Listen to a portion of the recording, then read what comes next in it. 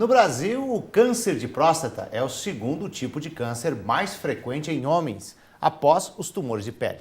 A doença pode demorar a se manifestar, exige exames preventivos constantes para não ser descoberta em estado avançado e potencialmente fatal. Quem está aqui com a gente para nos informar sobre esse tipo de câncer é o Dr. Rômulo Marocolo Filho, da Sociedade Brasileira de Urologia no Distrito Federal. Seja muito bem-vindo, Dr. Rômulo. Muito obrigado. Agora, a informação é fundamental para a prevenção. Sim. Então, o senhor poderia começar explicando o que é o câncer de próstata? Sim. A próstata é uma glândula do sistema genital masculino. Ela é responsável pela produção de parte do sêmen, o líquido que sai na hora da ejaculação. E ela tem dois tipos basicamente de doenças, as doenças benignas e as doenças malignas. Entre as doenças benignas, a gente tem um crescimento benigno da próstata, que quase todo homem vai desenvolver, e pode ter um processo infeccioso que é muito comum, inclusive em homem mais jovem, que chama prostatite, que é uma inflamação, que a característica dela é mais inflamatória. Pode causar febre, dor. Então, são processos benignos. E tem o câncer de próstata, que é um processo que a gente considera como maligno. Qual a diferença? Basicamente, o crescimento benigno e a inflamação, elas não progridem além da próstata. Já a doença maligna, essa célula começa a se reproduzir anormalmente e ela se alastra para outras partes do corpo do homem, para os ossos e para os outros órgãos. E pode levar o paciente a óbito. Agora, doutor, para deixar bem claro, tem algumas questões que são um pouco mito, outras não. Gostaria que o senhor esclarecesse se o câncer de próstata afeta apenas homens idosos. Não. A partir dos 35 anos de idade, a próstata, ainda não se tem muita pesquisa sobre isso, mas não se sabe exatamente porque ela começa a mudar o comportamento. Isso, uma boa parte dos homens, ela começa a mudar o comportamento dela. Ela pode crescer, como eu falei, de uma forma benigna, ou pode desenvolver células malignas que vão progredir e se alastrar pelo corpo. Então, é muito incomum doença maligna em homem abaixo de 40 anos de idade, mas em algumas situações acontece.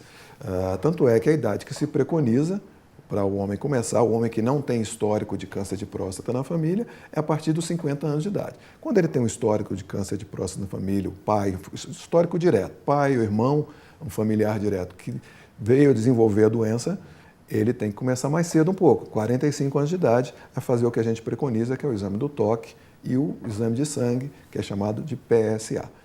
O senhor já falou aí sobre a partir de que idade, mas qual é a frequência quando ele começa a fazer os exames preventivos? Normalmente a gente inicia anualmente.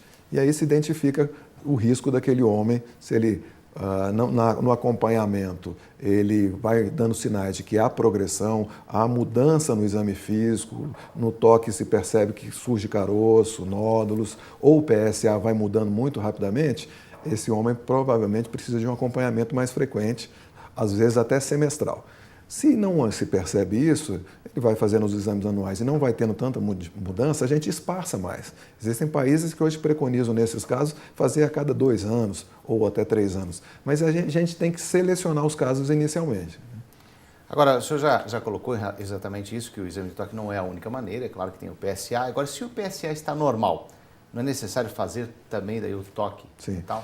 O PSA é um exame de sangue que ele foi muito útil e aumentou muito o diagnóstico precoce, inicial do câncer de próstata. Mas ele não é uma maravilha. Infelizmente, ele falha em pelo menos 50% das vezes.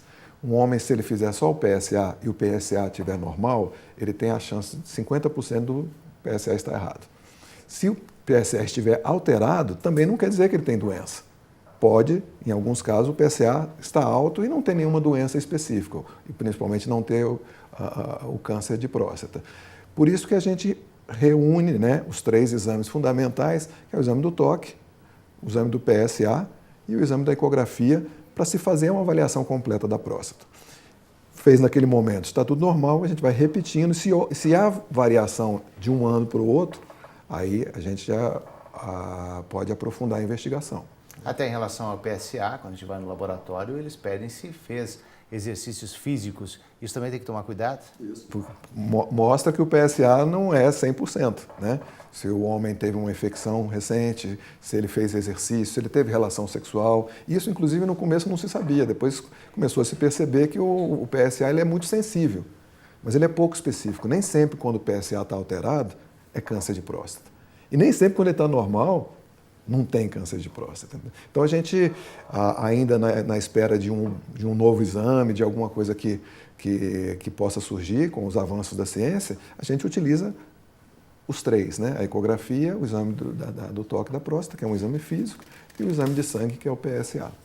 É interessante a gente esclarecer justamente isso, que o PSA não é 100%, porque tem aquele preconceito em relação ao exame de toque. Ainda está muito a questão do preconceito? Tem diminuído muito, né? O homem e a sociedade como um todo tem evoluído, principalmente a partir dos ganhos sociais e pessoais que as mulheres, com os avanços que elas propiciaram na luta nas lutas sociais, o homem também acompanhou isso, percebeu que ele também tem que cuidar, né? O principal instrumento para ele ajudar a família dele, para ele desenvolver, conseguir ter o patrimônio dele, é o corpo físico dele. Se não tiver saúde, ele não consegue fazer nada disso. Então, os homens começam a perceber que cuidar do próprio corpo não é nenhum demérito.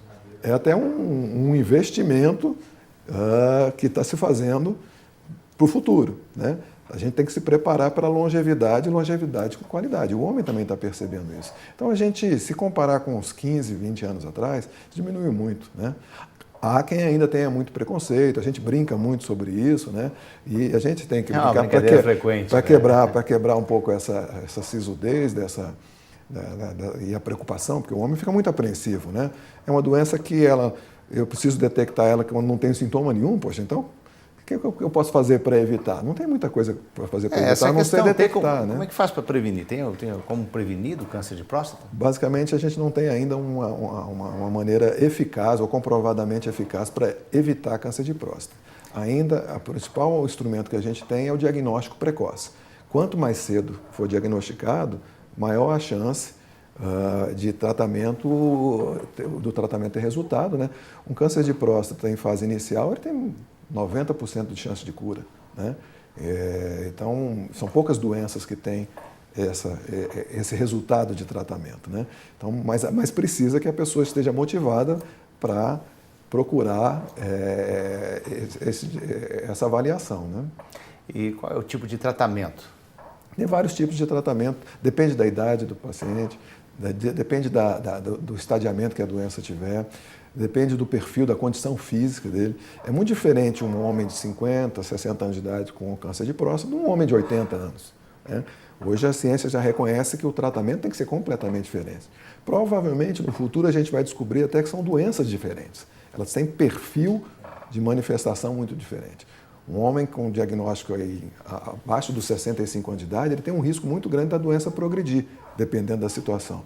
Um homem acima de 70, 80 anos de idade, provavelmente a doença não vai progredir tão rapidamente, se ela foi detectada em fase precoce, né? Infelizmente, a gente ainda tem, a realidade do Brasil é um pouco desfavorável, a gente tem em torno de 70 mil novos casos todo ano e 15 mil homens morrem de câncer de próstata todo ano no Brasil. A proporção é ruim. Se a gente tivesse mais diagnóstico precoce, essa mortalidade não seria tão grande. A gente ainda está diagnosticando muito tardiamente os cânceres de próstata. Países que detectam muito mais do que o Brasil não têm essa mortalidade. A gente tem uma mortalidade desproporcional, né? E esses tratamentos têm cobertura do SUS? Sim, sim. No Brasil, quase todos os tratamentos, principalmente os curativos, né?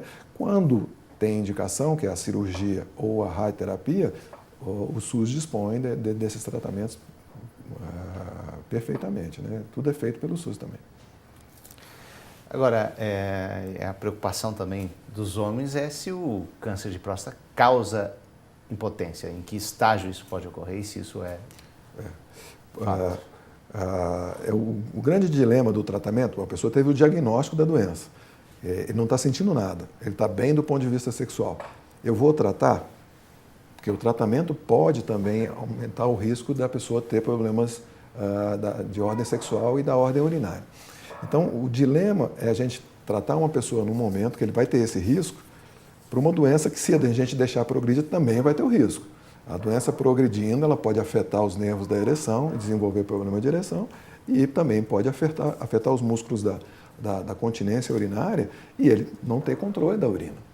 Então, o problema da próstata também é a posição que ela está. Ela está num lugar muito, muito, muito especial, que a progressão da doença nesse local pode levar a esses dois problemas que tanto preocupam a gente, né?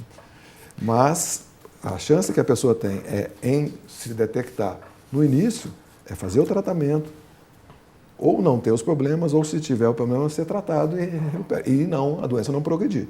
Porque depois que ela progredir, ele vai ter os dois problemas, de ordem de ereção e de controle da urina, e não vai poder ter nenhum tratamento eficaz para isso. E a doença vai progredir. Doutor Rômulo, vamos falar um pouquinho do trabalho de vocês, né? Em relação ao programa especial de saúde do homem, né? O senhor tem um kit. Vamos falar um pouquinho sobre essa cartilha? A Sociedade Brasileira de Urologia, que eu represento aqui, e o Senar desenvolveram uma parceria no ano passado muito interessante, com a preocupação exatamente de levar essa informação e o atendimento ao homem da região rural do país, que é muito grande, né? Se o homem que hoje vive na periferia de uma grande cidade já tem dificuldade de acesso, mais ainda tem quem vive numa cidade pequena. Então, essa parceria ela está motivada exatamente para a gente tentar combater essa dificuldade, que isso é um vazio hoje na saúde pública no Brasil. E aí foi desenvolvido todo um programa. Ano passado nós tivemos a experiência exitosa em 2 cidades, né? Em Santa Catarina e em Alagoas. E aí o programa basicamente é uma parceria entre a sociedade, que oferece os médicos que vão lá fazer a avaliação, e o Senar, que fornece toda essa estrutura, material de divulgação, né? Tem uma cartilha específica, eu acho que tem ela também, uma cartilha que o homem recebe, que tem todas as informações, essas informações que a gente está falando, né? Num modelo bastante interessante, que ele pode guardar isso como informação, né? E aqui tem toda a informação de uma forma bastante sucinta, com uma linguagem não técnica, né? E ali ele obtém a informação e passa a ser acompanhado para a gente identificar que parcela da população naquela região, naquela cidade, tem risco de desenvolver esse problema, né? Então, esse material é um material muito interessante. O resultado disso, a gente tem algumas ilustrações, e o resultado está sendo muito favorável. Esse ano a gente expandiu para outras regiões do país, a procura está sendo muito grande, a gente tem até alguma dificuldade de corresponder à expectativa, que é isso que a gente está falando. Às vezes a gente fala, olha, não, mas o homem não quer cuidar. Às vezes ninguém ofereceu para ele cuidar, né? Ele não está tendo acesso para cuidar, né? Tem muito preconceito do homem faltar ao trabalho para poder cuidar da saúde, é diferente, a mulher já venceu essa barreira, né? Então, e o grau de informalidade de trabalho que o Brasil tem também preocupa, porque se ele faltar, ele não ganha o dinheiro naquele dia, entendeu? Dr. Rômulo Maroclo Filho, da Sociedade Brasileira de Urologia, no Distrito Federal, muito obrigado pelas informações. O nosso programa Saúde e Qualidade de Vida fica por aqui. Obrigado pela audiência